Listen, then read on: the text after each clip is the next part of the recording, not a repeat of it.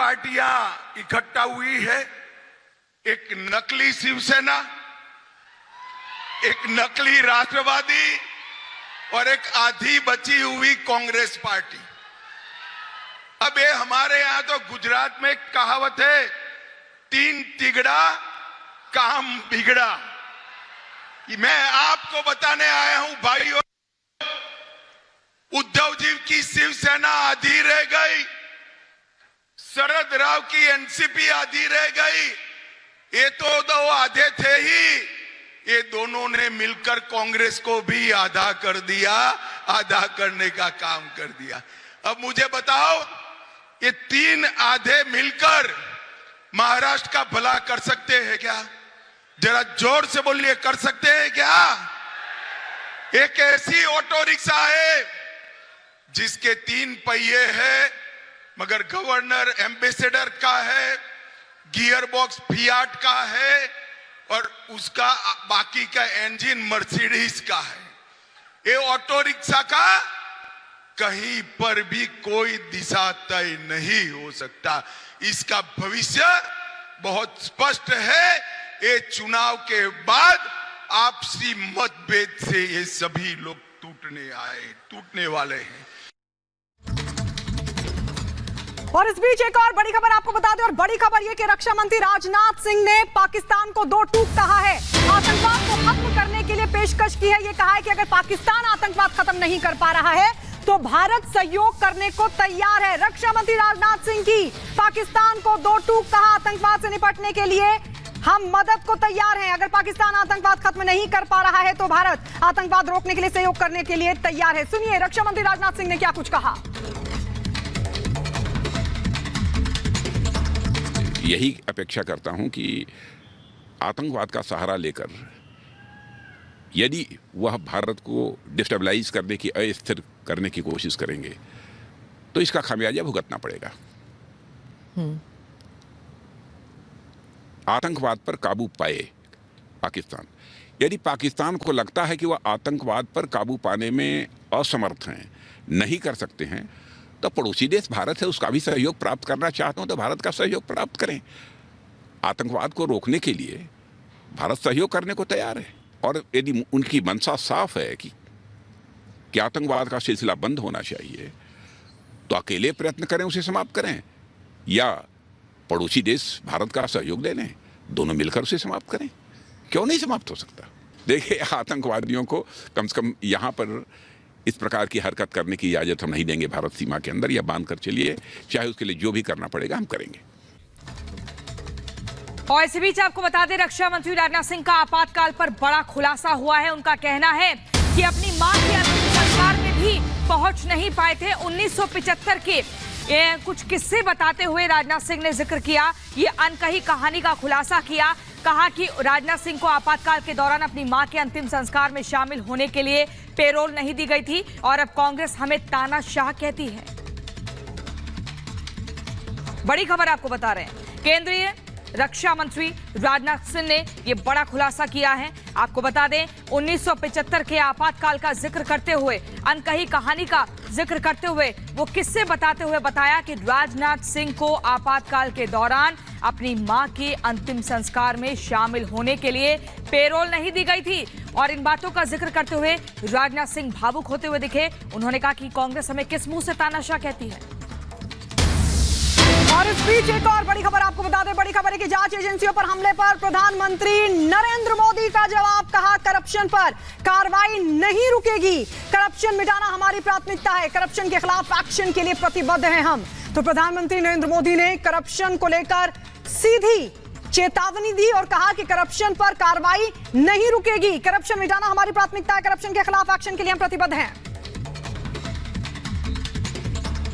तो प्रधानमंत्री नरेंद्र मोदी जनसभा को संबोधित कर रहे थे और इस दौरान करप्शन पर एक बार फिर उन्होंने विरोधियों पर तगड़ा हमला बोला और सीधी चेतावनी दी। ये कहा कि करप्शन पर कार्रवाई नहीं रुकेगी, करप्शन मिटाना हमारी प्राथमिकता है, करप्शन के खिलाफ एक्शन के लिए हम प्रतिबद्ध हैं। प्रधानमंत्री नरेंद्र मोदी का ये बड़ा बयान, जिस पर उन्होंने सीधे तौर पर यह कह दिया है कि करप्शन पर हम लगातार कार्रवाई यूं ही करते रहेंगे।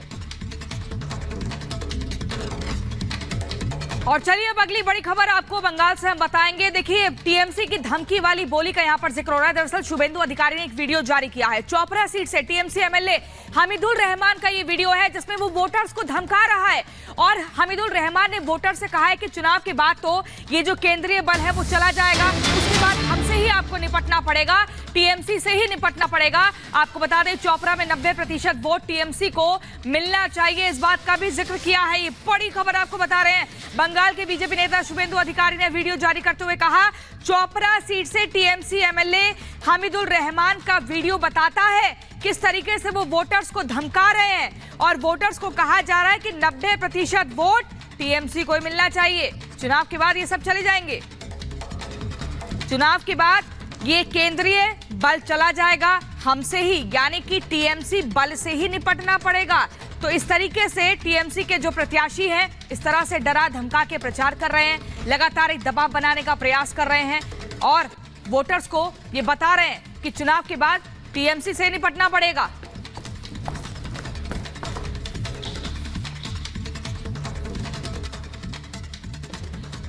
और इस बीच आपको बता दें, हमीदुल रहमान का ये जो वीडियो सामने आया है, इसको लेकर अब बीजेपी ने इलेक्शन कमीशन से कहा है कि वो इसको संज्ञान में ले और कार्रवाई करे, क्योंकि सीधे सीधे टीएमसी का ये जो एमएलए है वो लोगों को, वोटर्स को डराने की कोशिश कर रहा है।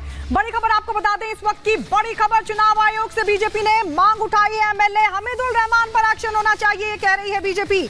बीजेपी ने यह भी कहा कि इलेक्शन कमीशन हमीदुल रहमान की धमकी को संज्ञान में ले, ये वोटर्स को डराने की कोशिश है। हमीदुल रहमान का वीडियो वायरल हुआ था जिसको लेकर बीजेपी दावा करे कि हमीदुल रहमान जो कि टीएमसी का एमएलए है वो सीधे सीधे वोटर्स को डराने की कोशिश कर रहा है, धमकी दे रहा है कि चुनाव के बाद जो केंद्रीय बल है वो तो यहां से चला जाएगा, उसके बाद हमसे ही यानी हमारे बल से ही निपटना पड़ेगा। और साथ ही वोटर्स को यह भी डराते हुए बाकायदा कहता हुआ नजर आया कि चोपड़ा में 90% वोट टीएमसी को मिलना चाहिए। इस पूरे वीडियो को लेकर बीजेपी अब चुनाव आयोग से मांग कर रही है कि हमीदुल रहमान के खिलाफ एक्शन हो। और इसी बीच एक और बड़ी खबर आपको बता दें, ममता के मंत्री फिरहाद हकीम के बोल बिगड़े हैं, सीबीआई का कोई सम्मान नहीं करता, ये बोला है फिरहाद हकीम ने। ट्रैफिक पुलिस की तरह सीबीआई का भी सम्मान नहीं, सीबीआई को संदेश खाली मुद्दे की जांच का आदेश दिया गया है। बड़ी खबर आपको बता रहे हैं, आप देख रहे हैं टीएमसी के प्रत्याशी नेता किस तरीके से बयान दे रहे हैं, लोगों को भड़काने वाले। और सीधे तौर पर यहां पर फिरहाद हकीम ने कहा कि सीबीआई का कोई सम्मान नहीं करता है। এখন আর সিবিআই এর কোনো অস্তিত্ব নেই, তার কারণ ওই জুজুর ভয় একবার হয়, দুবার হয়, তিনবার হয়। এখন তো সিবিআই কে যা তৈরি করে দিয়েছে বিজেপি, এখন ট্রাফিক পুলিশকে যেরকম মানুষ আর মানে না, সিবিআই কেও মানে না। ট্রাফিক পুলিশকে যেরকম আমরা খুব সিরিয়াসলি ভয় পাই না, আগে সিবিআই কে আমরা ভয় পেতাম। একটা সিবিআই মানে বছরে 2 বছরে একবার একটা সিবিআই হতো, সিবিআই হচ্ছে। এখন কিছুটা চ্যানেলে সিবিআই কে ভয় পায়, কিন্তু মানুষের মধ্যে আর সেই এটাও নেই, তার কারণ তাদের কোনো নিট ফল নেই, আজ পর্যন্ত কোনো ইনভেস্টিগেশনের ফল নেই। तो ये आपने सुना ममता के मंत्री जिनके बिगड़े बोल सीबीआई को लेकर क्या कुछ बोल रहे थे। लेकिन ममता बनर्जी के बंगाल में बार बार हिंसा होती है, कभी चुनावों के बाद तो कभी हिंदुओं के धार्मिक उत्सव के दौरान हिंसा होती है। और अब चुनाव से पहले बार बार ममता बनर्जी ऐसे ही इशारे कर रही हैं और ये बता रही हैं कि कभी भी बंगाल हिंसा की आग में झुलस सकता है। और ऐसे में सवाल ये उठता है कि आखिरकार रामनवमी के पहले ममता बनर्जी को कैसे पता कि हिंसा होने वाली है। और सवाल ये भी उठता है कि ममता बंगाल में हिंसा भड़काने का क्या डर दिखा रही है, या फिर टीएमसी के कार्यकर्ताओं को हिंसा भड़काने के लिए वो कहती हुई नजर आ रही है। क्या है रामनवमी पर ममता का ये पूरा प्लान, आइए इस रिपोर्ट के जरिए आपको दिखाते हैं। कोई दंगा करने अगर आते हैं, अब चुपचाप रहो। ममता बनर्जी को सच में हिंसा का डर सता रहा है, या वो टीएमसी कार्यकर्ताओं को हिंसा के लिए भड़का रही हैं? आखिर बंगाल में अगले कुछ दिनों ऐसा क्या होने वाला है जिसे लेकर ममता बार बार हिंसा का जिक्र कर रही हैं? अरे लोग किसका नाम पे आपको नाम है दंगा करने चाहता है। कोई दंगा करने अगर आते हैं, अब चुपचाप रहो, माथा ठंडा रहो, बिल्कुल आप रहे कुल, हम रहेगा कुल, उसको दंगा फसाद का टकराव हम नहीं करने देंगे। तो पिछले साल रामनवमी पर पश्चिम बंगाल में हिंसा भड़की थी। राज्य के अलग अलग इलाकों में हिंसा की तस्वीरें सामने आई थी। सरेआम राम भक्तों पर धारदार हथियार से हमले किए गए थे। ऐसे में राम जन्म उत्सव से कुछ दिन पहले ममता बनर्जी का ये बयान चिंता का विषय हो सकता है। सुनिए इस पर बीजेपी क्या कहती है। जिस प्रकार से बंगाल की पुलिस काम कर रही है, जिस प्रकार की राजनीतिक हिंसा वहाँ पर चल रही है, उसको देखते हुए उन्होंने बार बार सौंपा है। तो आज ममता बनर्जी जी संविधान बचाओ के नाम पर आज किसको बचा रही है? कभी शाहजहां जैसे बलात्कारी को, कभी भ्रष्टाचारी जो पार्था चैटर्जी ऐसे लोगों को, और कभी बम ब्लास्ट करने वाले लोगों को।